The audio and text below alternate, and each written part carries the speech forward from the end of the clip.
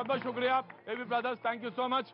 बातचीत के सिलसिले को एक बार फिर से मैं जोड़ूंगा।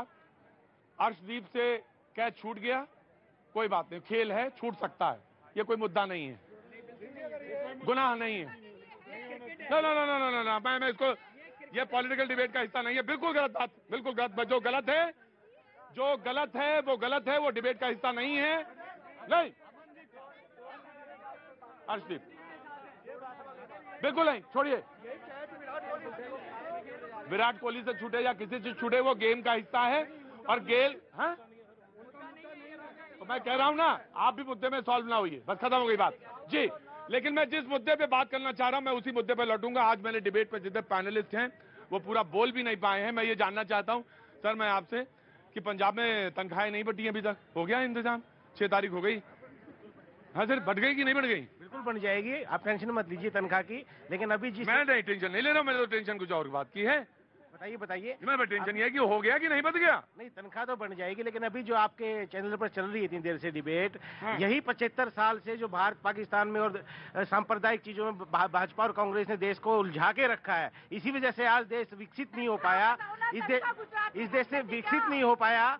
और आज कोई भी शिक्षा की, स्वास्थ्य की बात नहीं करना चाहता, ना कांग्रेस ना बीजेपी। आज 130 करोड़ लोग दुखी हो चुके हैं, भाजपा से भी, कांग्रेस से भी, कांग्रेस के परिवारवाद से और भाजपा के। तो अब आप तो गठबंधन में शामिल नहीं होगे ना? नहीं, हम किसी गठबंधन में शामिल नहीं है। हम पार्टी जोड़ने नहीं निकले, हम देश के 130 लोगों को साथ, हम पार्टी जोड़ने नहीं निकले हैं, हम 130 करोड़ लोगों को जोड़ने निकले हैं। आम आदमी पार्टी ये बात कह रही है जी। हाँ, टिकट क्या क्या क्या कह रहे हैं? लिखित में ले लो कि हम बीच में नहीं आएंगे। लिखित में ले लें? क्यों? ये परशुराम लिखित नहीं जी। जनाब जनाब जनाब जनाब जनाब जनाब प्रतीक भैया प्रणाम। प्रणाम भैया, भैया प्रणाम। सबसे पहले तो बहुत ही एक संवेदनशील मामला है। यूपी के सुल्तानपुर में सुमित कुमार सिंह और अंकिता सिंह ने एक बच्चे को जन्म दिया। काफ़ी खुशियाँ हुए हैं, ढोल और नगाड़े बजे, लेकिन उनकी खुशियों को ग्रहण तब लग गया जब उनको पता चला कि 8 माह का बच्चा उनका एक SMA डिजीज से ग्रसित है। रेयर, बहुत बहुत बहुत गंभीर बीमारी, स्पाइनल। जी जी जी जी जी जी। तो और उसके खर्चे के लिए 16 करोड़ की इंजेक्शन की जरूरत होगी, जो कि अमेरिका से आएगी। तो ऐसे में जो है एक हमारे बानर सेना के अजीत प्रताप जी हैं, जो कोरोना काल में काफी मदद किए थे। बीरू भैया हैं, सुड्डू भैया हैं, राजा भैया, कई लोगों ने कंट्रीब्यूट किया है। सारे परोपकारी लोगों ने अपना कंट्रीब्यूशन दिया है। तो मैं आपके माध्यम से, मुझे पता है कि ये चैनल संवेदनशील है, आप संवेदनशील हैं, तो इस माध्यम से मैं आपके भैया जी कहीं और न्यूज 18 के माध्यम से मैं आदरणीय मुख्यमंत्री जी को और आदरणीय प्रधानमंत्री जी के संज्ञान में लाना चाहता हूं कि अगर सुल्तानपुर का है मसला, बच्चा सुल्तानपुर के रहने वाले हैं, उत्तर प्रदेश के जी। मैं बताऊं कि अभी मुझे कल किसी ने फोन किया हैदराबाद से, वहां भी एक ऐसा ही बच्चा है, रेयरेस्ट ऑफ द रेयर जो बीमारी है, लाख में एक बच्चे को होती है, उससे बीमार है, परिवार उसका खर्चा नहीं ले सकता, लगभग 16 करोड़ रुपए का इंजेक्शन चाहिए। वहां भी मैं कहूंगा कि ऐसे तमाम सारे लोगों के लिए जरूर आगे आना चाहिए, पत्रकारों को भी आगे आना चाहिए, सरकारी कर्मचारियों को भी आगे आना चाहिए, और वो तमाम सारे लोगों को, समाज के लोगों को आगे आना चाहिए, जिसमें कि चीजें बेहतर हों और चीजें बन सकें। जी जी जनाब, मैं सुल्तानपुर का वो एड्रेस जानना चाहता हूं, जो दैट की जो आपने मुद्दा रखा। सुल्तानपुर के कादीपुर के रहने वाले। कादीपुर के, क्या नाम बताया आपने? अन्नमय बचाओ अभियान चल रहा है। अन्नमय बचाओ अभियान चल रहा है सुल्तानपुर में और उसके आसपास के जिलों में। वो बच्चा एक रेयरेस्ट ऑफ द रेयर बीमारी से ग्रसित है, उसके इलाज के लिए अमेरिका से इंजेक्शन आना है, 16 करोड़ रुपए का इंजेक्शन है। बहुत सारे लोग, परोपकारी लोग आगे आए हैं। मेरा तमाम सरकार और तमाम कर्मचारियों से, लोगों से ये दरखास्त है कि इसके लिए आगे आना चाहिए। जी बाबूजी बोलिए। जी, ये जो भाई साहब हैं, कौन वाले भाई साहब? फ्रेंच गेट वाले, ये लेफ्ट वाले, हाँ दिखाओ। अरे ये वाले विवेक जी तो हैं, बहुत अच्छे आदमी हैं ये। जी जी, किस पार्टी से बिलोंग करते हैं? ये लेफ्ट पार्टी से। ये लेफ्ट पार्टी हिंदुओं का, नथुराम गोडसे के हवाले से हिंदू महासभा का नाम लेकर ये हिंदुओं का अपमान करते हैं। और इसी प्रकार से कांग्रेस, वो वीर सावरकर को देशद्रोही बताकर 80% हिंदुओं का अपमान करते हैं। सारे हिंदू जागरूक हो जाए और ये देख ले कि आपके हित में वोट डालते समय ये सोच ले कि ये जो है किस प्रकार के लोग हैं और इनको सत्ता में लाना है या नहीं लाना। बाबूजी, अगर मैं सवाल नहीं पूछता, क्रॉस क्वेश्चनिंग नहीं करता, तो मैं ये माना जाऊंगा मैं ईमानदारी से काम नहीं करता।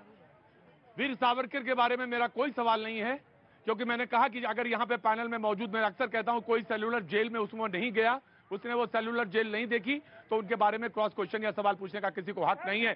लेकिन मुझे नाथूराम गोडसे पे आपसे सवाल पूछना है कि नाथूराम गोडसे और वीर सावरकर एक ही लाइन में खड़े हो जाएंगे? नहीं, हम नथुराम गोडसे ने जो किया उसके हम हिमायती नहीं है। बात खत्म हो गई, बात खत्म, तो कोई कनेक्शन नहीं।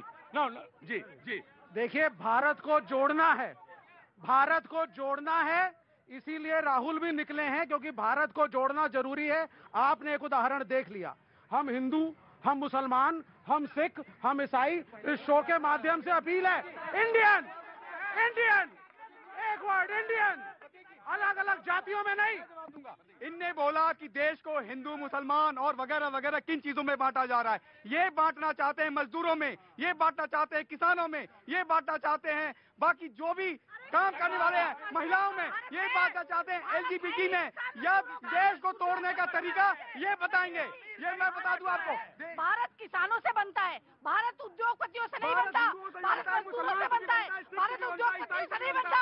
आप ये नहीं कह सकती मजदूरों से, किसानों से, महिलाओं से, बच्चों से। अगर किसी ने देश सबसे मिलकर बनता है। क्या नाम है? हाँ, अल्जा फातिमा। अंदर आ जाओ, जल्दी आ जाओ, फटाफट अंदर आ जाओ, जल्दी आ जाओ। देश बनता है अल्जा से, देश बनता है विवेक से, देश बनता है संगीता से, देश बनता है इनसे। मैं हूँ संगीता। संगीता है? हाँ, तो संगीता का नाम ले लिया देखो मैंने। इनसे बनता है देश। मालूम है क्या, मुझे आज जब मैं इनसे मिला, आज मुझे डिबेट करने की बिल्कुल इच्छा नहीं। यकीन मान, मैं आ रहा बाबू, तुमसे तो बहुत मोहब्बत है मेरी, पुरानी, बहुत पुरानी मोहब्बत है। तो एक मेरी बात सुन लेना बाबू, पर एक दरखास्त है। आज बिल्कुल डिबेट करने का मन नहीं था। मेरे प्रोड्यूसर बार बार मुझसे कह रहे हैं कि आज आपका मन है कहाँ। मेरा मन मालूम है क्या, जैसे मैंने इसकी निगाह देखी, इसको देखा, मेरा मन ही उखड़ गया।